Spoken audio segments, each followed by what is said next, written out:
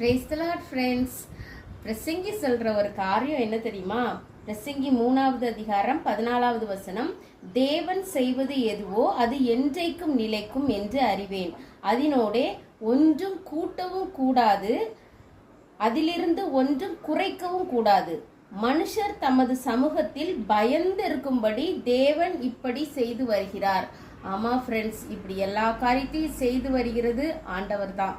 என்னடா இப்படி இருக்கே, அப்ஸா இருக்கே, டவுன்ஸா இருக்கே, கோணலா இருக்கே, நேரா இருக்கே, எல்லா காரியம் நம்ம மைண்ட்ல ஓடும்போதும் ஆண்டவர்கிட்ட சமூகத்துல நம்ம நினைக்க வேண்டிய காரியம், கர்த்தர் இந்த பாதையை எனக்கு வச்சிருக்கிறாரு, இந்த பாதையில நான் வந்துட்டு கர்த்தரோட நடந்து இந்த பாதையில இருந்து நான் ஜெயம் எடுக்கணும் அப்படின்னு சொல்லி ஃப்ரெண்ட்ஸ். ஏன்னா ஆண்டவர் தான் எல்லா காரியத்தையும் செய்து வருகிறார். ஏன் செஞ்சு வருகிறார்? அவரோட சமூகத்துல நம்ம பயபக்தியோட இருக்கணும். நம்ம கையில ஒன்றும் இல்லை, அவர் கையில தான் எல்லாமே